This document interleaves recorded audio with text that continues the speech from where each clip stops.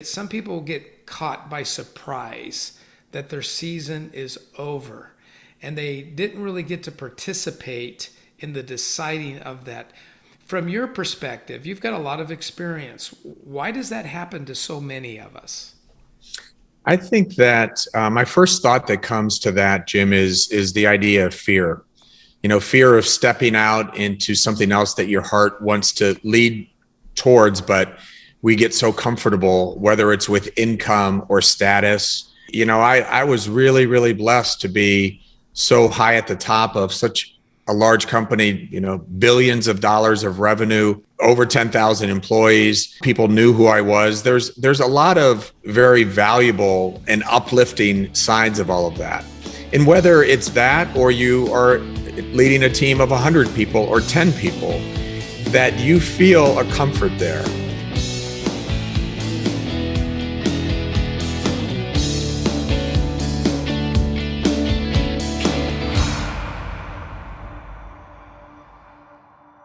Well, as I said during the introduction, I am very, very excited and honored to be speaking today with Johnny Sirpilla. Johnny is the author of Life is Hard, but I'll Be Okay. It's a book that I got in my hands, I don't know, a couple of weeks ago. It took me 2 days to read it. I couldn't put it down. There was times where I was really getting emotional about it, times that I was inspired, but I'm not going to take all that time to explain that. I want to introduce Johnny. Johnny, say hello to our listeners. Jim, thank you for having me. Hello to everyone out there. That's great. Hey, I want to just jump in. Kind of what I'm going to try to accomplish, and like we said before I hit the record button, Johnny, is that this isn't going to get done on this podcast, but we're going to give it a shot.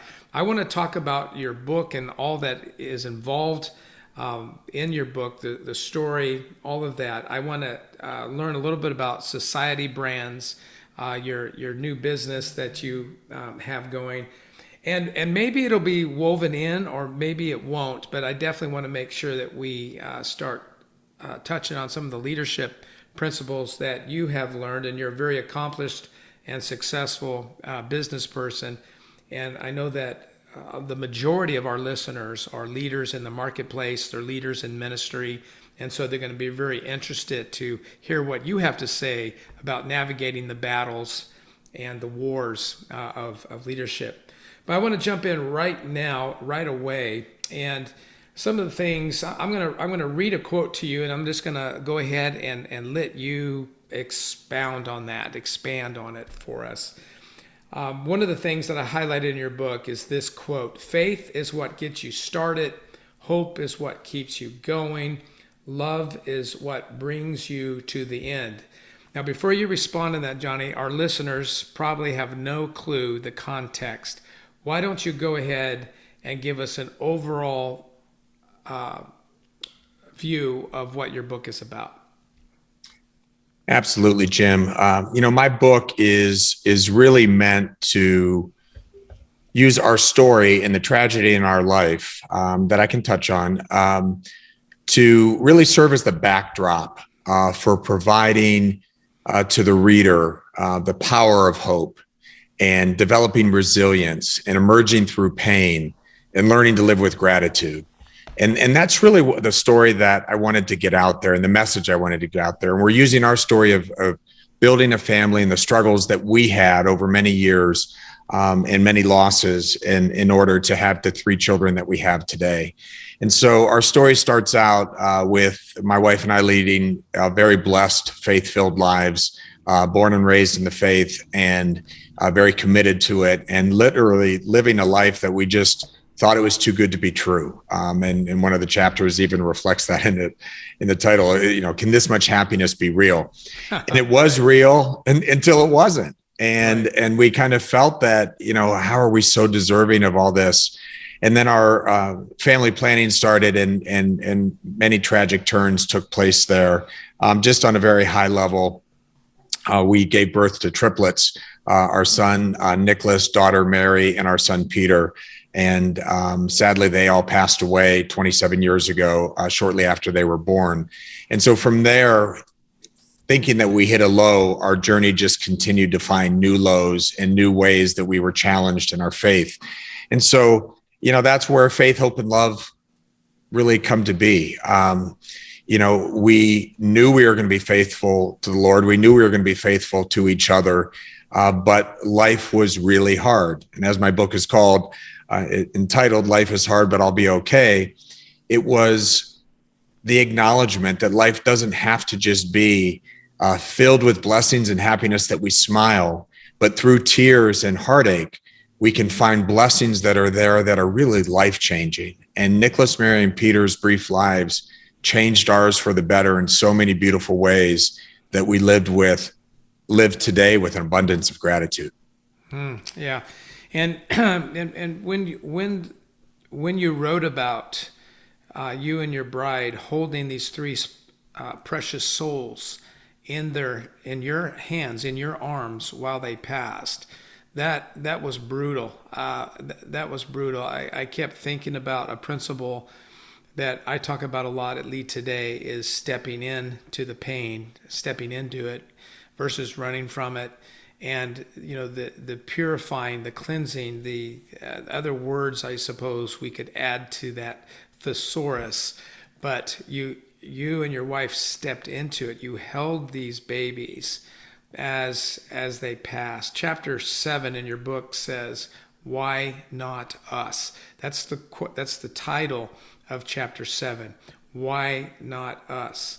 Talk about that a little bit. Where did that come from? And teach us about that for a minute. So after Nicholas, Mary, and Peter passed, and the funeral and the times that we'd see people after the funeral, there was a common theme that people would say to us, Jim, of, "I'm sure you're wondering, why me?" And we genuinely never thought, why me? Susan didn't think it. I didn't think it. And it was really more logical to us to think, why not us? We've been blessed in so many ways. You see so many tragedies happening around the world on a daily basis. We should never be exempt from those. We should never really presume or hope that we are isolated from that, different from anyone else. We know that God doesn't cause those things to happen to us, but we know that God's hand is there as these things happen to us. And so for us, it just helped us to start our therapy journey and our continued faith journey from the step ahead, if you will, of why me? We just didn't live there, and our minds just didn't go there. And Johnny, I want to dive into this a little bit more. So, one of the things that I've noticed in corporate America, or really even in ministry, is that people tend to stay longer than they should. They don't seem to recognize it until it's too late, and the exit isn't as good as it could be, or maybe should be. Why do you think that happens? Why do you? I don't think. Now, correct me if I'm wrong, because your story seems a little more pointed than some of my experiences. But we seem to get hints.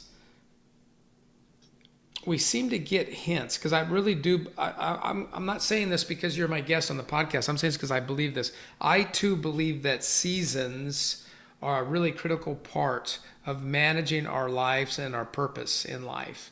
I don't think it doesn't necessarily mean that someone can't start with a company and retire with that same company. I don't think that's what we're saying. But what we are saying is that there does seem to be seasons, yet some people get caught by surprise that their season is over. And they didn't really get to participate in the deciding of that. From your perspective, you've got a lot of experience. Why does that happen to so many of us? I think that my first thought that comes to that, Jim, is the idea of fear. Fear of stepping out into something else that your heart wants to lead towards, but we get so comfortable, whether it's with income or status.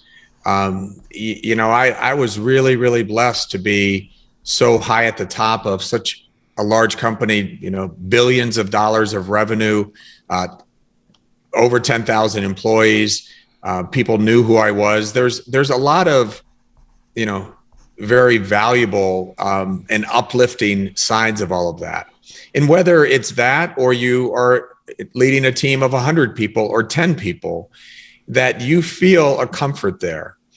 I, for myself, it's maybe a little bit of my control freak nature. I am a man with anxiety. I know, and I've studied a lot of the word in scripture on anxiety because that word is mentioned so many times in the Bible. But I think my anxiety really serves me well, Jim, because I worry about a lot of things, and I worry about staying too long. I worry about missing the signs and signals that God's giving me, that others through their actions are telling me that maybe there's something else out there. And so the control freak in me wants to be very intentional about my actions and my decisions so I craft my future. And when I was sensing that there was more that I wanted to do and explore, when there was truly nothing wrong with my career, I loved my career. It was so good to me. I had, really reached great heights. But when something's gnawing at you that there's more, and it turned out writing this book was a big part of it, because there's so much to the story that went beyond Nicholas, Mary, and Peter. And, so many things that happened in this book that I felt that there was another purpose I was being called to. I've never written a book before. I'm not a writer. I'm really not even an avid reader. The books I have read are self-help books.